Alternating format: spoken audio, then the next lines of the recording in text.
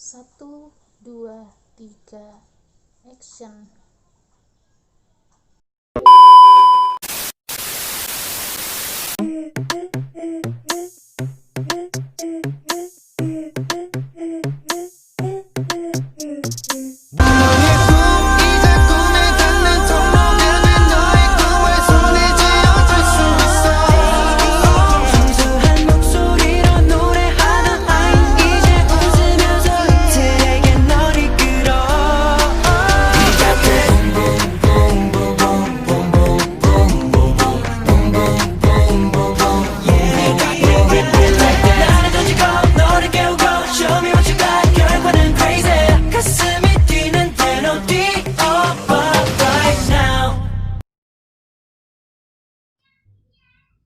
Assalamualaikum warahmatullahi wabarakatuh. Assalamualaikum warahmatullahi wabarakatuh.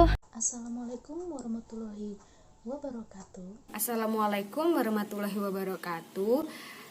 Terima kasih atas kesempatannya. Kegiatanku Dewi Ramadhani dengan NIM 2017-310589. Nama saya Jumratun dengan NIM 2017-310603. Nama saya Kolipatus Tiaranita Pertiwi dengan NIM 2017-310633. Saya Lola Dewi Anggreni dengan NIM 2017-310851. Pada kesempatan kuliah daring kali ini, kelompok 1 akan memaparkan presentasi yang berjudul Kejahatan Kerah Putih.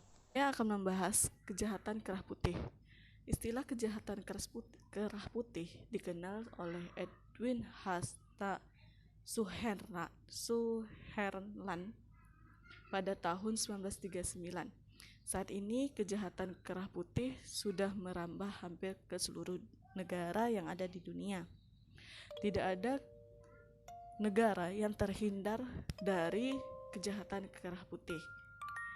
Selanjutnya ada ACFI 2012 mendefinisikan kecurangan occupational frauds atau kejahatan kerah putih sebagai the use of one occupation for personal enrichment towards the deliberate misuse of or application of the employee organization resources or asset, atau dapat diartikan sebagai pengguna jabatan seseorang untuk memperkaya diri pribadi melalui pengguna atau pemanfaatan sumber daya atau kekayaan organisasi di tempatnya bekerja secara sengaja dikelirukan. Selanjutnya ada jenis kejahatan kerah putih. Yang pertama ada korupsi. Korupsi seseorang secara tidak benar menggunakan pengaruh dalam transaksi bisnis dengan cara melanggar tugasnya. Nah, yang kedua penyalahgunaan kekayaan. Penyalahgunaan kekayaan ialah seseorang mencuri atau secara tidak benar menggunakan kekayaan atau sumber daya organisasi.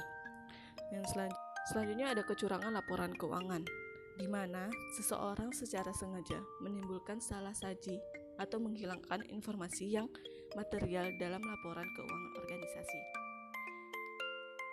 Selanjutnya saya serahkan ke rekan saya. Terima kasih. Di sini saya akan melanjutkan presentasi dari rekan saya, yaitu korupsi. Benturan kepentingan, bentuk korupsi yang menimbulkan risiko di mana pertimbangan tindakan yang profesional berkaitan dengan kepentingan utama. Yang kedua, penyuapan, tindakan yang menyiratkan pemberian utang atau hadiah yang menyebabkan perubahan perilaku penerima. Penyuapan dapat berupa pembayaran kembali atas faktur dan penawaran yang curang. Gratifikasi ilegal, bentuk korupsi yang berupa pemberian sebuah uang atau tertentu atas layanan yang diberikan. Dan yang terakhir, pemerasan, tindakan yang menentang hukum untuk mendapatkan kekayaan, layanan dari seberang dan lain-lain. Selanjutnya, penyalahgunaan kekuasaan. Ada 3, yang pertama pencurian uang kas dan setara kas yang ada kasanah atau di bank secara langsung. Yang kedua, pencurian penerimaan uang kas. Pencurian ini dapat berupa atau berbentuk skimming dan cash larceny. Yang ketiga, pembayaran secara curang atau tidak benar. Bentuk tindakan ini biasanya ada pada skema penagihan, skema penggajian, skema penggantian biaya, skema mengubah cek, pembayaran palsu ke melalui kas register, skema pembelian dan penerimaan, dan pengiriman palsu. Kemudian kecurangan laporan keuangan, yaitu memperbesar aktiva, penjualan dan laba. Yang kedua, memperkecil hutang, biaya dan kerugian. Ketiga, penjualan fiktif. Dan keempat, penilaian aktiva yang tidak tepat. Sekian presentasi dari saya, selanjutnya akan dijelaskan oleh rekan saya. Terima kasih. Terima kasih Saudari Atun. Selanjutnya saya akan memaparkan bagaimana tanda-tanda terjadinya kejahatan kerah putih. Seperti yang dijelaskan oleh rekan saya sebelumnya, kejahatan kerah putih ini terbagi atas 3 bentuk. Yang pertama, ada korupsi. Yang kedua, ada penyalahgunaan kekuasaan. Dan yang ketiga, ada kecurangan pada laporan keuangan. Nah, untuk yang pertama kita akan membahas korupsi. Korupsi ini terbagi lagi atas benturan kepentingan, ada penyuapan, terus ada gratifikasi ilegal, dan yang terakhir ada pemerasan. Yang pertama nih, benturan kepentingan. Apa saja sih tanda-tandanya? Yang pertama, jumlah atau volume transaksi yang sangat besar yang secara terus-menerus diberikan kepada pemasok tertentu. Yang kedua, ditemukannya hubungan antara karyawan atau manajemen dengan pihak ketiga yang tidak diketahui sebelumnya. Jadi istilahnya Mrs. atau Mr. X. Terus yang ketiga, ada lemahnya pemisahan tugas dalam penerapan kontrak serta dalam persetujuan atas faktur atau kwitansi pembelian. Yang selanjutnya, kita akan membahas tentang penyuapan. Penyuapan ini termasuk banyak sekali ya yang bisa diketahui tanda-tandanya. Ada pertama nih, pemboros. Umumnya biasanya penerima suap ini adalah orang yang boros. Jadi dia kayak buat ambil uang lagi buat memenuhi kebutuhannya mungkin. Terus yang kedua ada pengambil hadiah. Kenapa sih? Biasanya nih seseorang yang secara teratur menerima hadiah yang tidak pantas seringkali merupakan seseorang yang suka menerima suap biasanya. Terus yang ketiga, pelawan aturan. Kenapa? Biasanya nih orang yang melakukan penyuapan itu kan secara otomatis merupakan bentuk penentangan atau mengabaikan prosedur operasional standar atau aturan. Jadi kan bisa disebutkan dia dianggap sebagai orang yang melawan aturan karena dia aja sudah menerima suap gitu loh. Terus yang ketiga nih ada tukang mengeluh. Nah, biasanya siapa nih yang suka mengeluh? Umumnya penerima suap itu seringkali mengeluh atas segala hal yang terjadi. Biasanya sih seperti fasilitas dan gaji, terus dan lain-lain. Biasanya kalau orang yang mungkin menerima suap itu biasanya suka mengeluhkan, aduh gajiku cuma segini, tidak bisa nih buat memenuhi kebutuhan lain. Nah, otomatis dia terpikirlah untuk menerima suap itu, menerima tawaran suap dari seseorang itu. Terus yang keempat, serakah. Ya ini sih emang merupakan lekat sih ya, juga lekat ya, soalnya dia serakah ngambil uang yang pasti kita tahu tuh suap biasanya gak jumlah yang sedikit gitu loh, jadi bisa dianggap serakah. Nah, penyuapan selesai nih. Selanjutnya kita beralih ke gratifikasi ilegal. Gratifikasi ilegal ini juga sama seperti yang tadi penyuapan. Ada pemboros, pengambil hadiah, pelawan aturan, tukang mengeluh, serakah itu. Terus ada pemerasan. Pemerasan juga nih sama kayak penyuapan tadi juga. Pemboros, pengambil hadiah, pelawan aturan, tukang mengeluh. Terus ada serakah. Jadi bisa dikatakan penyuapan, gratifikasi ilegal itu sama pemerasan mempunyai tanda-tanda yang sama dengan penyuapan ini. Kalau tadi kita berbicara tentang bentuk yang pertama, korupsi, sekarang kita akan bahas yang kedua, yakni tentang tanda terjadinya penyalahgunaan kekuasaan. Apa saja sih tanda-tandanya? Yang pertama, ada perubahan perilaku pelaku. Yang kedua, ada ketidakmampuan melihat orang lain di depan matanya. Yang ketiga ada munculnya sikap cepat marah. Waduh, lain. Yang keempat ada permasalahan karakter. Terus yang kelima ada cenderung menyalahkan orang lain. Dan yang keenam ada perubahan gaya hidup. Itu dari ciri-ciri penyalahgunaan kekuasaan.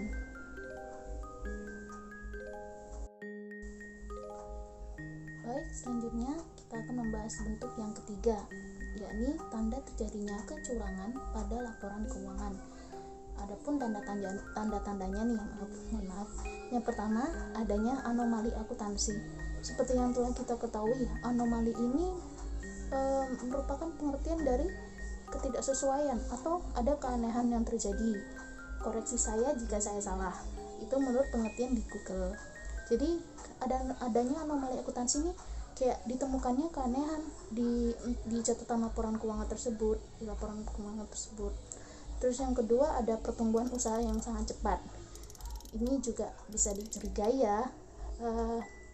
Istilahnya kok bisa usahanya tuh sangat cepat banget gitu dilihat dari laporan keuangannya, padahal mungkin biasa-biasa aja gitu loh. Kan pasti kita terkadang mempunyai pikiran yang seuzon istilahnya. Terus yang ketiga ada laba yang besarnya tidak lazim. Nah ini biasanya nih laporan keuangan juga kan diperiksa tuh ya. Nah biasanya ditemukan juga laba yang besarnya tidak lazim. Kan jadi membuat kita berpikir-pikir ya, kok bisa sih labanya segede itu, tapi yang dihasilkan nyatanya itu gak sebanding dengan yang dibilang di laporan keuangan itu. Nah itu makanya dicurigai adanya kecurangan pada laporan keuangan tersebut. Terus yang keempat nih, ada pengawasan dan pengendalian internal yang lemah. Nah ini, pengawasan dan pengendalian internal yang lemah ini bisa menyebabkan anomali akuntansi ini, karena salah satu penyebab anomali akuntansi itu ya pengawasan dan pengendalian internal yang lemah. Terus juga sebagaimana kita ketahui, pengawasan dan pengendalian internal itu kan penting ya buat perusahaan gitu. Kalau misalnya dia pengawasan dan pengendaliannya lemah, gimana yang di dalamnya, lebih dalamnya lagi gitu. Terus yang kelima ada kemauan atau tindakan manajemen yang sangat agresif dalam memajukan organisasi atau perusahaan. Nah ini bisa jadi ya karena terlalu ambisius, boleh sih kalau dalam berbisnis itu ambisius, tapi jangan sampai menghalalkan segala cara kayak mencurangi laporan keuangan. Mungkin di balik itu semua dia mungkin mau nambah investor, mungkin kayaknya dibuat seperti itu. Selanjutnya saya serahkan ke rekan saya. Terima kasih. Terima kasih atas kesempatannya. Saya Lola Dewi Anggreni dengan NIM 851 akan melanjutkan presentasi rekan saya. Selanjutnya adalah pencegahan kejahatan kerah putih. Pencegahan kejahatan kerah putih merupakan langkah efektif untuk menanggulangi terjadinya kejahatan kerah putih. Cara utama pencegahannya yaitu yang pertama menciptakan budaya kejujuran, keterbukaan, serta sikap saling membantu. Yang kedua, menghilangkan peluang terjadinya kejahatan kerah putih. Menciptakan budaya kejujuran, keterbukaan, serta sikap saling membantu, terdapat 3 faktor utama dalam mencegah kejahatan kerah putih yang terkait penciptaan budaya kejujuran, keterbukaan, serta sikap saling membantu. 3 faktor utama tersebut adalah 1. Menerima karyawan yang jujur serta memberikan pelatihan kesadaran akan kejahatan kerah putih. Yang kedua, menciptakan lingkungan yang positif. Yang ketiga, memberikan program asistensi. Selanjutnya adalah menghilangkan peluang terjadinya kejahatan kerah putih. Terdapat 5 metode untuk menghilangkan peluang terjadinya kejahatan kerah putih. Yang pertama, memiliki pengendalian atau pengawasan internal yang baik. Yang kedua, mencegah kolusi antara karyawan dan konsumen atau pemasok, serta secara jelas memberikan informasi kepada pemasok serta pihak-pihak lain tentang kebijakan perusahaan melawan kejahatan kerah putih. Yang ketiga, membantu para karyawan membantu para karyawan dan manajer serta memberikan hotline tanpa mengungkap nama. Yang keempat, menciptakan ekspektasi akan hukuman. Yang kelima, melaksanakan pemeriksaan atau audit yang efektif. Itu tadi penjelasan dari hasil presentasi kelompok 1. Mohon maaf apabila selama kami memaparkan presentasi kami kami ada kesalahan kata atau perbuatan, baik yang secara sengaja maupun tidak sengaja. Sekian, wassalamualaikum warahmatullahi wabarakatuh. Tetap semangat.